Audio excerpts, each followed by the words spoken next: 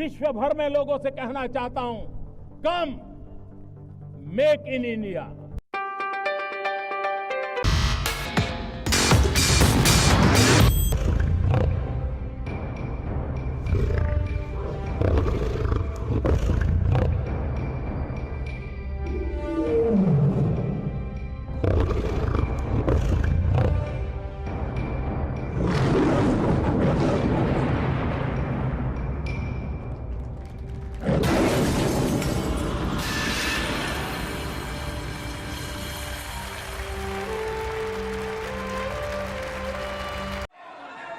आदरणीय अध्यक्ष जी, मैं इस अविश्वास प्रस्ताव के विरोध में खड़ा हुआ।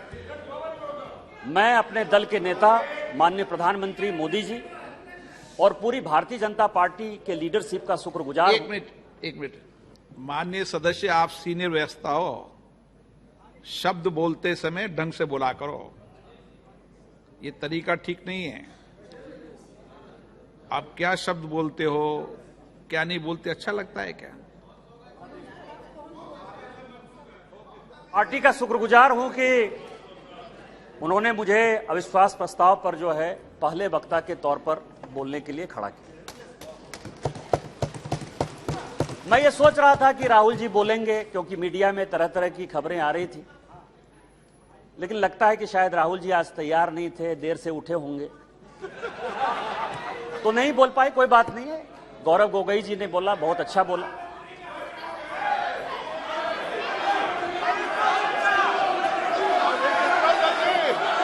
स्पीकर सर, गौरव गोगोई जब बोल रहे थे, इस कांग्रेस पार्टी को शहादत के बारे में, लोगों का क्या बलिदान है इसके बारे में कुछ पता नहीं है। इन्होंने मणिपुर की बात की और पूरे देश को नहीं, पूरे संसद को जो है इन्होंने चैलेंज किया कि आप लोग में से बहुत लोग मणिपुर नहीं गए होंगे, मणिपुर नहीं देखा है आपने। मैं मणिपुर के इतिहास का भुक्तभोगी हूं। मेरे मामा एनके तिवारी 73 में अपनी पैर जो है वो गंवा चुके मणिपुर में, और 1989-90 में मणिपुर में उनके ऊपर अटैक हुआ। सीआरपीएफ के वो डीआईजी हुआ करते थे। और जो जगमोहन जी ने अपनी किताब लिखी है माई फ्रोजन टर्बुलेंस इन कश्मीर, उसमें उन्होंने 10 बार जिक्र किया है कि यदि एनके तिवारी जैसे अफसर नहीं होते तो शायद कश्मीर नहीं बचा पाते। और वही एनके तिवारी जब मणिपुर में आईजी बनकर गए तो आपकी सरकार ने उसी ओपीएम लॉबी के तहत उनको गिरफ्तार कर लिया और कोर्ट ने कहा कि ये आप कर सकते हैं। आप राष्ट्रवाद की बात करते हो, आप मणिपुर की बात करते हो। आपने अभी कहा कि असम में समझौता हुआ, आप तो असम के हैं, सांसद हैं। क्या 83 के चुनाव में कितने % लोगों ने असम में वोट दिया था? कितने लोग मारे गए थे? और जब आपने all India Assam students union के साथ समझौता किया तो उस समझौते का एक पार्ट था कि ये सरकार जो है हटाई जाएगी, आपकी सरकार खत्म की जाएगी। क्या वो समझौते का पार्ट नहीं था? मैं तो माननीय गृह मंत्री जी को कहूंगा कि वो समझौते का जो पूरा प्रारूप है इस सदन के अंदर जब अपना जवाब दें तो शायद वो जवाब देंगे। मिजोरम में आपने 7% वोट के आधार पर, केवल 7% वोट के आधार पर, केवल 7% पूरे देश को जानने के लिए है, लालथन हावला की सरकार बना दी थी। और इसीलिए जब लाल डेंगा के साथ सरकार बनाई आपने, जब उनके साथ समझौता किया तो 7% के साथ आप उसको डेमोक्रेसी चलाने देते। इतिहास में जाइए, इतिहास में झांकिए, अलग अलग तरह की बातें करते हैं। कल राहुल जी आए, ऐसा हंगामा हुआ, पूरी दुनिया आ गई। राहुल जी गए कब थे?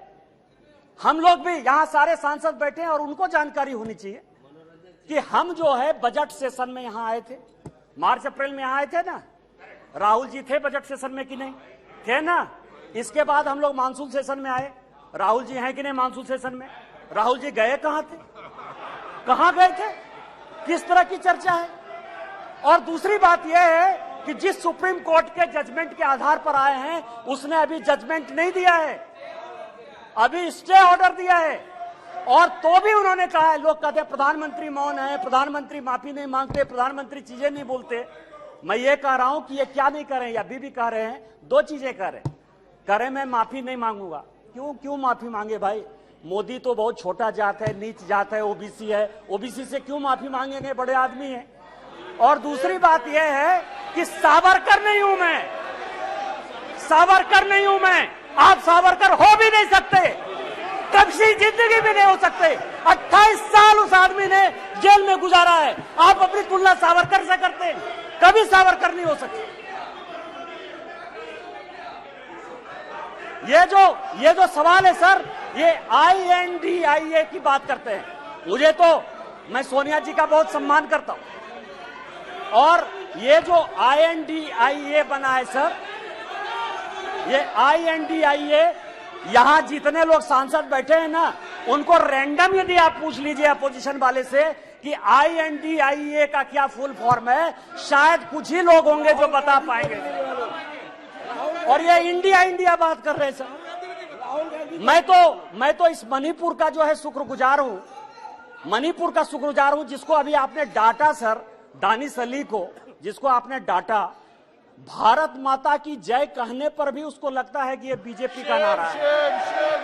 लेकिन मैं मणिपुर का शुक्रगुजार हूं कि जितना इंडिया जो है आजादी के बाद से कांग्रेस ने नहीं किया होगा, 1947 के बाद से उतनी बार इंडिया का यहां नारा लगा। मैं आपका शुक्रगुजार हूं।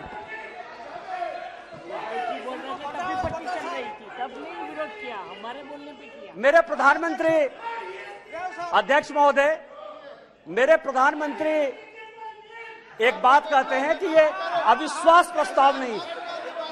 प्रधानमंत्री जी कहते हैं कि ये अविश्वास प्रस्ताव नहीं है, ये अपोजिशन में विश्वास प्रस्ताव है कि कौन अपोजिशन में कौन किसके साथ है। जब माननीय प्रधानमंत्री जी ने यह कहा तो मैंने सोचना शुरू किया सर कि प्रधानमंत्री जी ये बात क्यों कर रहे हैं, हमारे खिलाफ अविश्वास प्रस्ताव है, लेकिन वो कह रहे हैं कि ये अपोजिशन वाले अपने विश्वास प्रस्ताव की बात कर रहे हैं और उसमें वो देखना चाहते हैं कि कौन दल सचमुच उनके साथ है। तो मैं तह पर गया सर कि अविश्वास प्रस्ताव पर कौन कौन पार्टी हमारे खिलाफ है। सबसे बड़ी पार्टी DMK है, बड़ा सम्मान करता हूं मैं, करुणानिधि जी का बड़ा योगदान रहा है इस देश को बनाने में।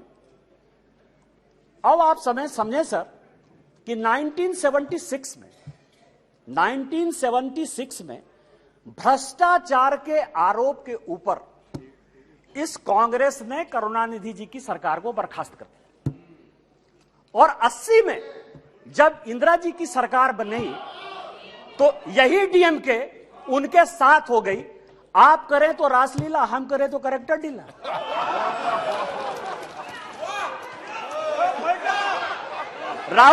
राजीव गांधी का मर्डर हुआ सर, राजीव गांधी का मर्डर हुआ, 2 कमीशन बना, वर्मा कमीशन बना और जैन कमीशन बना, और जैन कमीशन ने कहा कि लिट्टे को सहयोग करुणानिधि जी की पार्टी DMK देती थी। क्या जैन कमीशन गलत था? क्योंकि उस कमीशन को आपने, उसके बाद भी आपके साथ है। मैं तो बहुत सम्मान करता हूं। आप ये बताएं कि आप भ्रष्टाचार की बात करते हो, आप ED CBI इनकम टैक्स की बात करते हो, इसी सदन के बड़े इंपॉर्टेंट सदस्य हैं, मैं सम्मान करता हूं, मेरे दोस्त हैं, राजा साहब, कनी जी बैठी हुई हैं, दयानिधि मारन जिनका विभाग बदल गया। हमने आपके ऊपर 2G का केस लगाया, हमने बंद किया। उस गरीब महिला को सर, बेचारी महिला को इन लोगों ने जेल में डाला। आप हमारे खिलाफ हो। हमने क्या किया? हमने क्या किया? हमने आपका विभाग नहीं बदला, हमने आपका विभाग नहीं बदला। आप अपोजिशन का लेके आए हो, आप अपने पोजीशन पार्टी की बात कर रहे हो। दूसरी पार्टी है TMC, दूसरी बड़ी पार्टी है जो प्रधानमंत्री जी ने कहा, उसी को मैं एक्सप्लेन कर रहा हूं सर कि प्रधानमंत्री जी ने, क्योंकि वो हरि अनंत हरि कथा अनंता वाली बात करते हैं, एक शॉर्ट लाइन में बात करते हैं। दूसरी पार्टी है सर TMC। माननीय राजनाथ जी संजोग से बैठे हुए हैं। सिंगूर का बड़ा आंदोलन हुआ, भारतीय जनता पार्टी की सहयोगी थी, हमने साथ दिया TMC का। माननीय राजनाथ सिंह जी पार्टी के अध्यक्ष होते हुए ममता बनर्जी के रैली में शामिल हुए, हमने आंदोलन को साथ दिया। यदि आज आप बंगाल में सरकार बनाए, उसमें हमारा भी कोई योगदान है, लेकिन आपको करप्ट किसने बनाया? नारदा का केस हमने आपके ऊपर नहीं किया, शारदा का केस हमने आपके ऊपर नहीं किया, इस कांग्रेस ने किया। आपका विरोध उस कांग्रेस से होना चाहिए कि हमसे होना चाहिए? तीसरी पार्टी है लालू प्रसाद जी की आरजेडी, ललन सिंह जी यहां बैठे हुए। हमने उनको जेल नहीं भेजा सर, मैं केवल यह कह रहा हूं किस तरह की ये अपोजिशन की यूनिटी है। एक जो गाना है ना सर, ये कैसा सुर मंदिर है जिसमें संगीत नहीं, गीत लिख दी दीवारों पर, गाने की सुर नहीं, गाने की रीत नहीं। मतलब आप ये समझे सर कि ये आंख का अंधा नाम नैन सुख, सब एक दूसरे से लड़ रहे हैं, लेकिन नाम क्या रखा है? इंडिया। लालू प्रसाद जी हैं सर, लालू प्रसाद जी को ललन जी ज्यादा बताएंगे बोलते हुए। यदि इस हाउस में सही सही बोलेंगे तो, यदि सच बोले तो आज जो लालू प्रसाद जी के बेटे को जो है उन्होंने, जिसने उप मुख्यमंत्री बनाया है, वही उसके जो है विरोध में खड़े थे सर। और यहां की कांग्रेस सरकार थी 95 में जिसने कि लालू जी को अंदर कर दिया। हमसे किस बात का विरोध? विरोध तो आपको कांग्रेस से होना चाहिए ना। ये ललन जी पिटिशनर थे, यही तो मैं कह रहा हूं सर।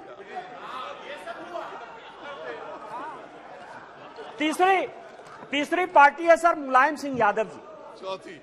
चौथी पार्टी है मुलायम सिंह यादव जी की पार्टी सर। अच्छा, मुलायम सिंह जी यहां थे तो हम लोगों के लिए बड़े सम्मानित थे, और जब भी है देश प्रेम की जो भावना थी उसके ऊपर कोई चैलेंज नहीं कर सकता है सर। लेकिन मुलायम सिंह यादव की इमेज को किसने चौपट किया?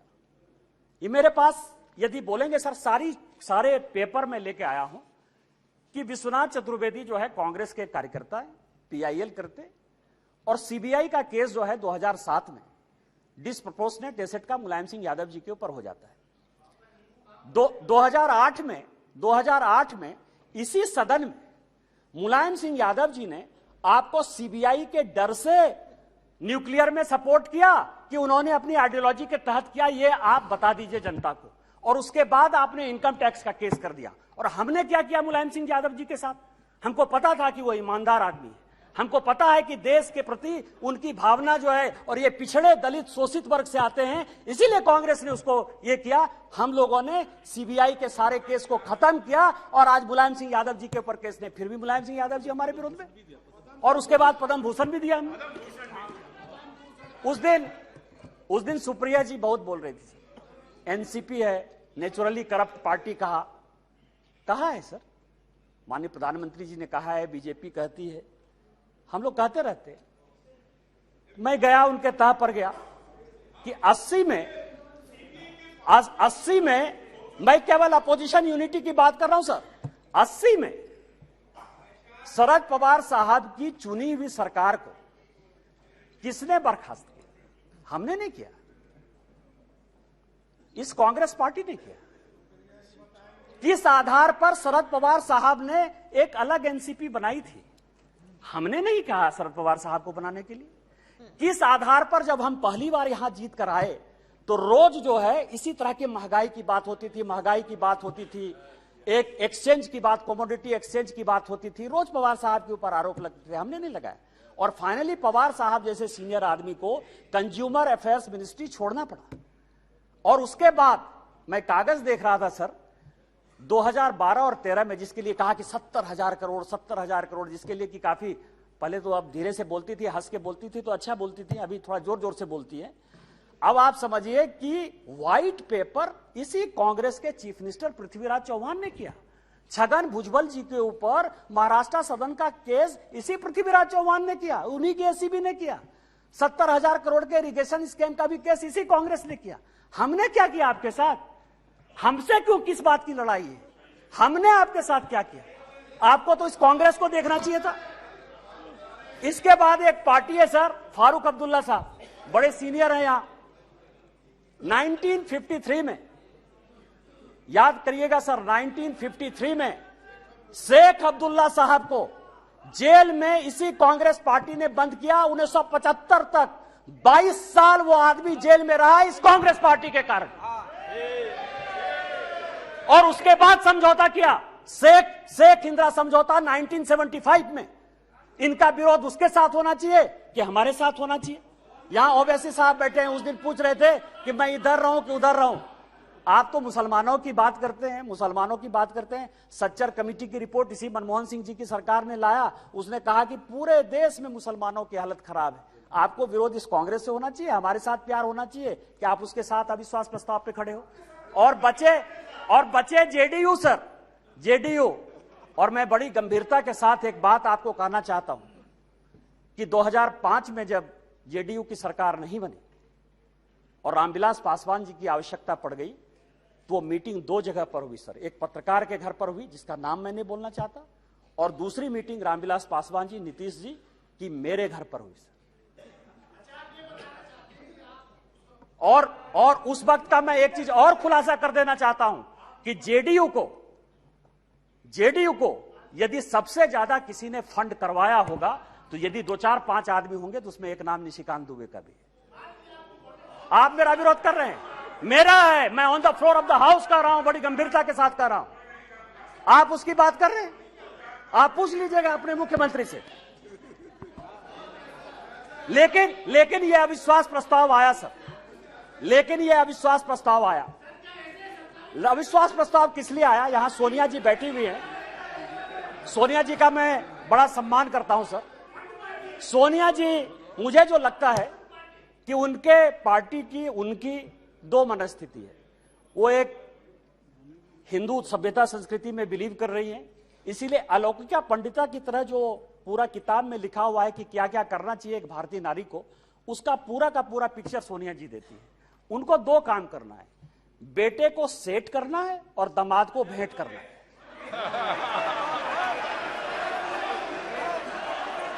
अरे जिसका नेम ले रहा है वो बोले ना, जिसका नेम ले रहा है वो बोले, ये लोग क्यों बोल रहे हैं?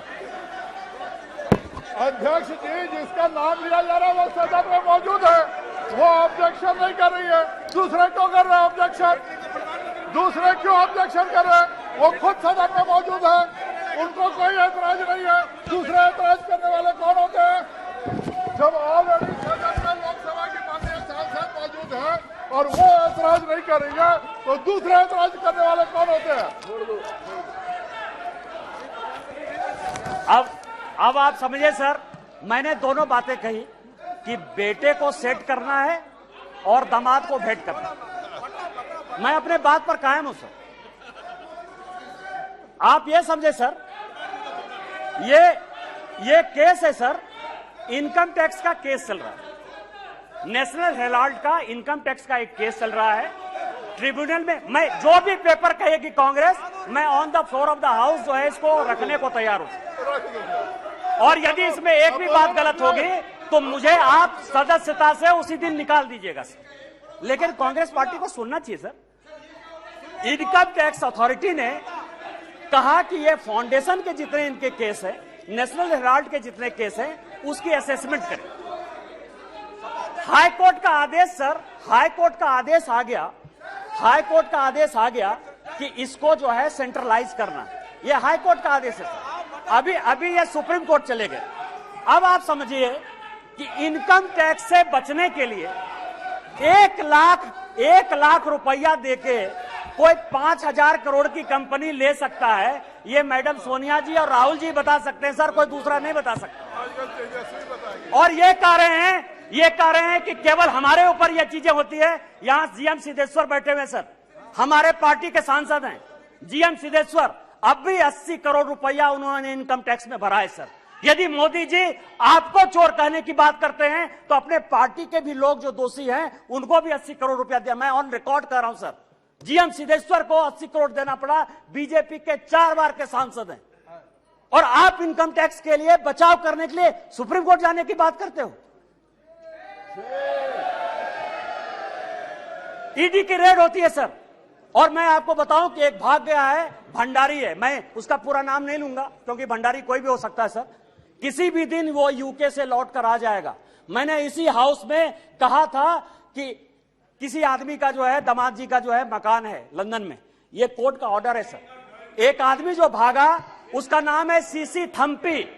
कोर्ट के आदेश के बाद उसका बेल हुआ। इस कोर्ट का ऑर्डर है सर। उस कोर्ट के ऑर्डर में सीसी थम्पी ने ये एक्सेप्ट किया कि उसने जो दामाद जी हैं, दामाद जी के नाम पर कौन दामाद, कोई भी दामाद हो सकता है।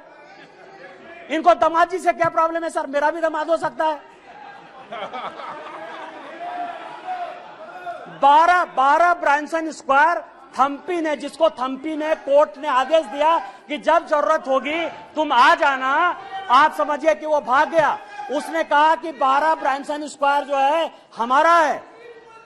उसी तरह से संजय भंडारी का जो आने वाला है सर, यूके कोर्ट ने जो आदेश किया है उसमें यह बात कहा है कि दामाद जी का वो मकान है।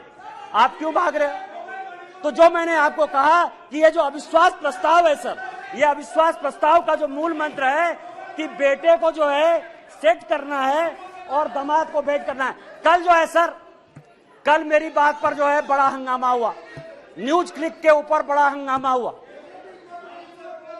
आज प्रेस कॉन्फ्रेंस हुआ सर, प्रेस कॉन्फ्रेंस में मैं एक बताऊं, यदि न्यूज क्लिक का नाम यदि डिलीट ये रेस्टोर हो गया, कांग्रेस को क्या समस्या है सर? न्यूज क्लिक आपका कौन लगता है? पुरकास्ट का नाम यदि रेस्टोर हो गया, पुरकास्ट आपका क्या लगता है? रोहिणी सिंह, अभिसार शर्मा या कोई भी मान लीजिए ठाकुर रंजन प्रागता, यदि उसका डिलीट हो गया नाम या एक्सपंज से फिर बाहर आ गया, आपको क्या परेशानी है? आपका कोई मतलब नहीं है। और मैं ऑन रिकॉर्ड एक और रिविलेशन करना चाहता हूं सर कि सीपीएम के जो जनरल सेक्रेटरी, पूर्व जनरल सेक्रेटरी थे प्रकाश कारात साहब, उनका पूरा का पूरा मेल मैं ऑन रिकॉर्ड आपको लाना चाहता हूं कि जो वो नेवेली राय सिंघम था उसके साथ उनके हजारों मेल हैं। और जब आप कहेंगे मैं ऑन रिकॉर्ड उसको पेश कर दूंगा सर कि सीपीएम किस तरह से देशद्रोही पार्टी के साथ है। हम तो आइडियोलॉजी में मानने वाले, यदि हमने सीपीएम के साथ लड़ाई की आइडियोलॉजिकल, तो आज तक हमने सीपीएम के साथ समझौता नहीं किया, आज तक हमने समझौता नहीं किया। यदि हमने कहा कि कोई मुस्लिम लीग जिसने कि भारत विभाजन किया, आज तक वोट बैंक की राजनीति के बाद हमने मुस्लिम लीग के साथ नहीं लिया। लेकिन आपको जिस कांग्रेस पार्टी ने रोज रोज जलील किया, रोज रोज जलील किया, उसके साथ आप किस आधार पर जो है शासन में हो? मैं आपको बताऊं, मैं आपको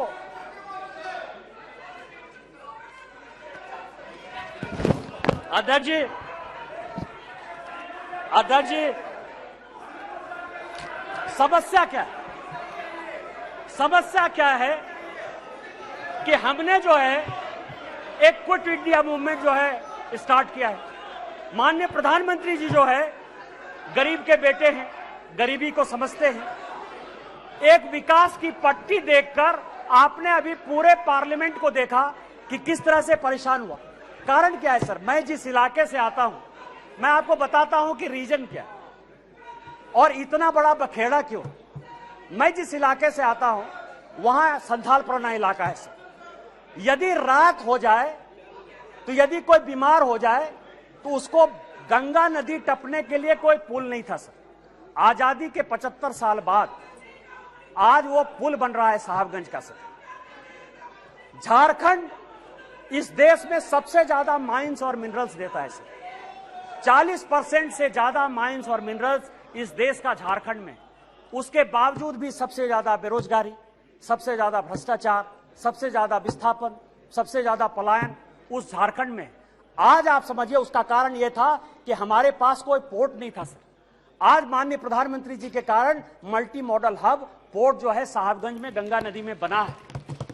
मैं जहां से सांसद हूं सर, 75 साल में वहां के लोगों ने रेल नहीं देखा। आज जो है मैं गोड्डा की बात कर रहा हूं, गोड्डा जहां से मैं सांसद हूं, गोड्डा जो मेरा नाम है, मैं आपको बताऊं सर 75 साल में गोड्डा के लोगों ने रेल नहीं देखा। आजादी के 75 साल बाद आज वहां रेल है, उस रेल को देखने के लिए 5 लाख की भीड़ आई थी। आज ये सिचुएशन है सर। ये लोग स्वास्थ्य की बात करते हैं सर, पोजीशन की बात करते हैं कि हमने बहुत विकास कर दिया। मैं एक ऐसा बदनसीब आदमी हूं सर कि जिसकी अपनी छोटी बहन इलाज के बिना मर गई।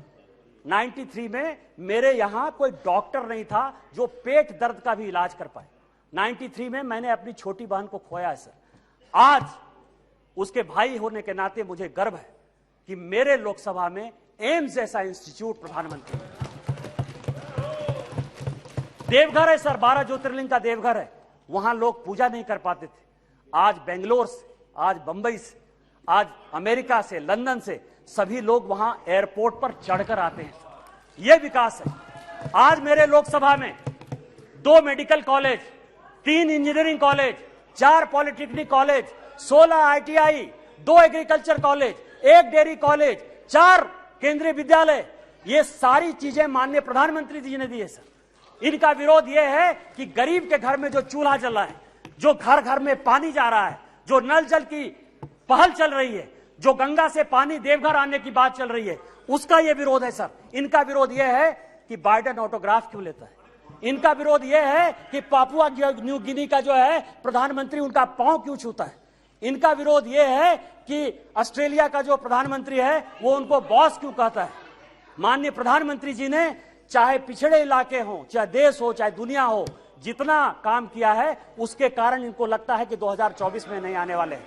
मैं अध्यक्ष जी अपनी बात महाभारत से खत्म करना चाहता हूं।